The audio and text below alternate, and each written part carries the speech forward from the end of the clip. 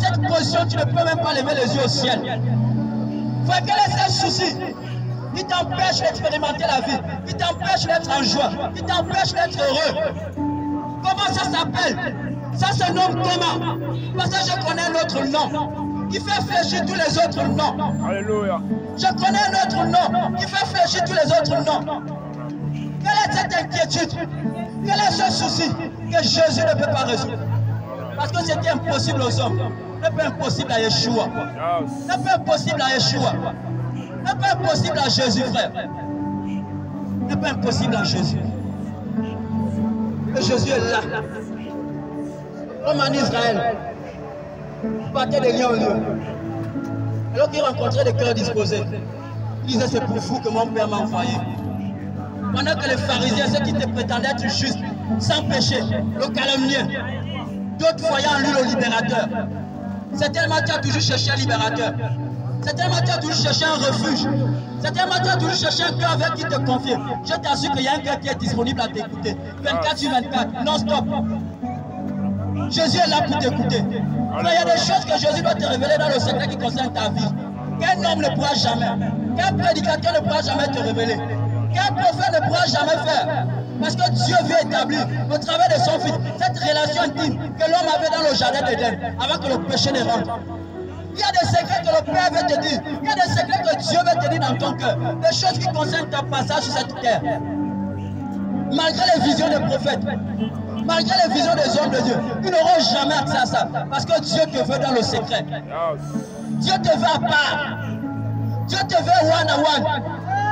Dieu te veut seul. Toi, arrête de pleurer. C'est tellement tu pleurais. Je t'assure, Jésus est sûr encore là. C'est tellement tu souffrais. Je t'assure, Jésus apporte la vie. C'est tellement tu pleurais.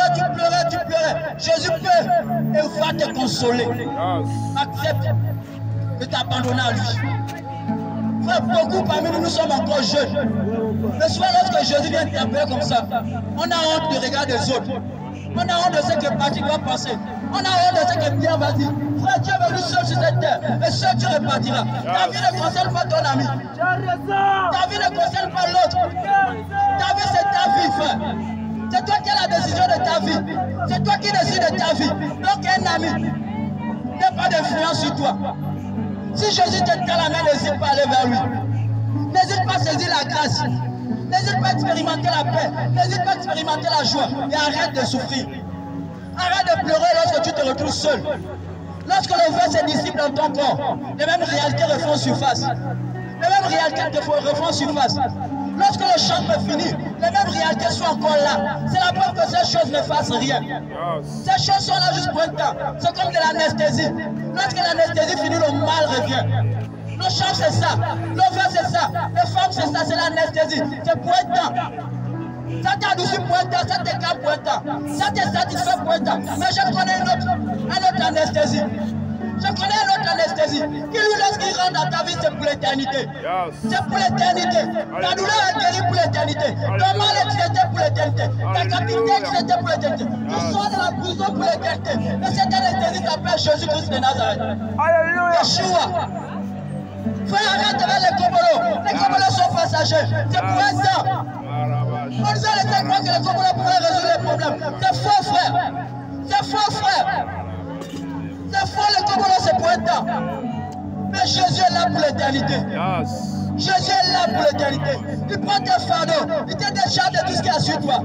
Il te porte, il te transforme, il te change. Et il fait de toi un nom pour l'éternité. Alléluia. Jésus-Christ de Nazareth. Frère, regarde à lui. Arrête de regarder au cobolo, tu t'es détruit. Ne regarde plus aux chambres, tu t'es détruit. Frère, arrête avec la cigarette, tu es en train de détruire tes poumons.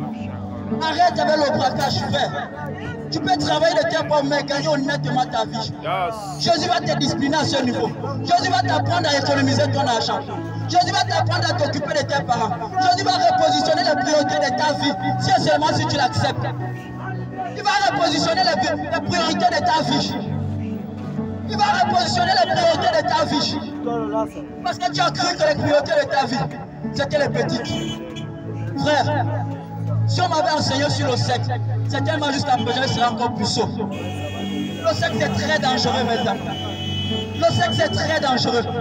Lorsque tu couches avec une femme, tu ne couches pas simplement avec une femme. Tu couches avec toute la famille, tu couches avec tout un clan, tu couches avec toute une ethnie, tu couches avec tout un continent.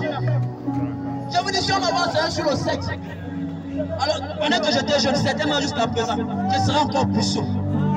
Puceau, j'ai pas honte de le dire. J'ai pas honte de le dire.